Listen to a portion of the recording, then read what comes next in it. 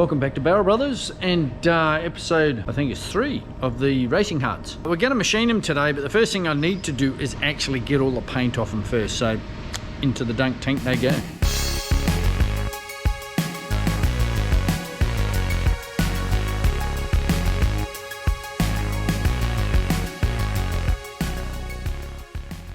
Yeah, these are actually really good. This is the best one. As you can see, there's a fair bit of corrosion that where it's gotten in under the paint, but like, how good's that?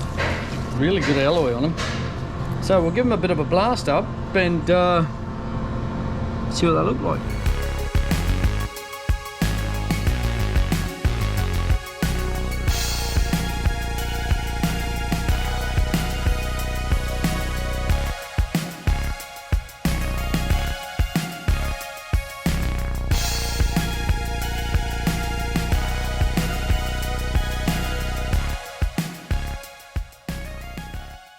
We have all our lips here for these wheels. Only one small drum. Well, it's not really a drum, it's pretty standard. They don't quite fit. So we're going to have to chuck them into yonder lathe, skim out the inside a little bit, which is pretty standard. That's what, you know, basically what we do. What we don't want is this stuff around the outside here. And what we'll do is, when you're moving around lips and you're mucking around and you're doing stuff with them, you want to sort of protect them. And this stuff's good, but it's lumpy, whereas this stuff works really well. A couple of things you need to know about lathes. When you are, I've cut myself again, more blood. I've got real blood, look at that.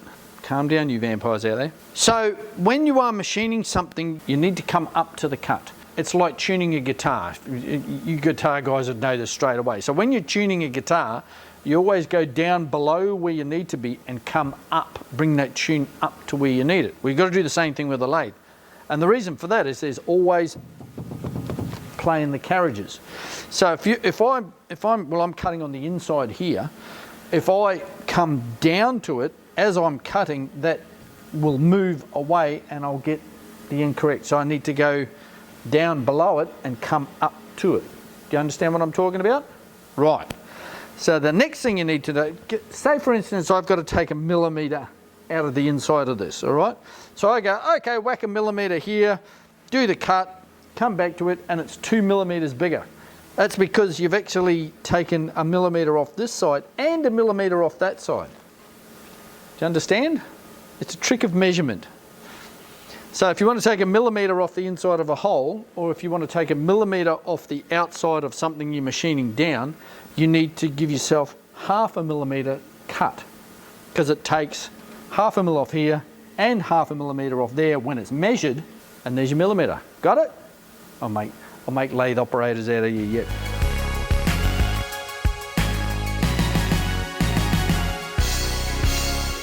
So that's all those machined and ready to go. The only thing they need to be now is drilled. We just about get rid of the mill and it's all nice and clean. So I don't really want to get it dirty. So how am I going to drill them? If only I had a template of some sort to drill them with. So obviously we're going to do it garage styles, which is how I did it before I had a nice big wheel shop. And to do this, you will need a drill that fits the hole. A drill, a piece of wood or cardboard to do it on, nut and bolt the right size that goes in the hole. Pretty easy when you think about it. I mean, you know, if you're going to be cutting and welding up the wheel anyway, I'm sure you've probably figured out how to do this, but I'm going to show you anyway. This is how you do it. Okay, first thing you've got to do, nice flat surface, put your lip on it, put your wheel on top of it, make sure we're going the right way. Then drill a hole.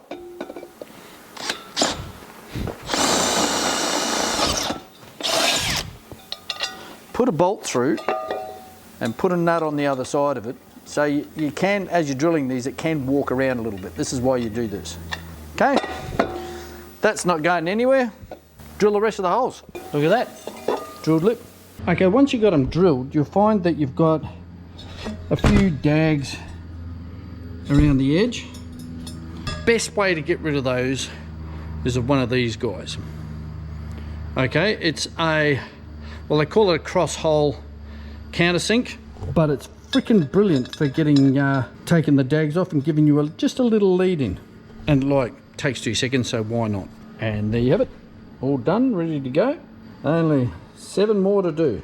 The other thing I like to do with this sort of stuff, it's my pointy finger, is you've got to remember that these were made 40 years ago. So accuracy, well, they didn't have any digital stuff back then. They did nothing like that whatsoever. So what I tend to do is I will take one wheel and drill the lip to that wheel, put it together, and then put it over the shelf. Don't use one wheel as a template for a couple of reasons.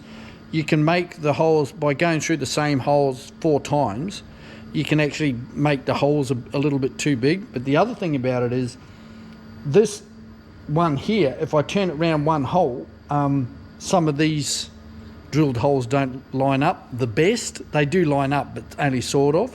So my other 3, so 1 lip, 1 drill, that's it. That's how you do it, okay? Okie dokie, well, so what I'll do, I'll get stuck in and drill up these guys and then clean up the bloody mess that I've made afterwards. It doesn't make for riveting viewing, so we'll call it a day for this episode. Thank you very much for watching, Barrel Brothers, and we'll see you next step when we... What's the next one? I think next one's welding them up, actually. We'll have to get Elliot in for that, or Shannon, one of the two.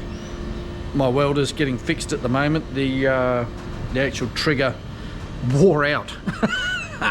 Melted. Well, it didn't melt, but it's had it. Anyway, so it's getting fixed at the moment. I would have done it this weekend, but I don't have a welder.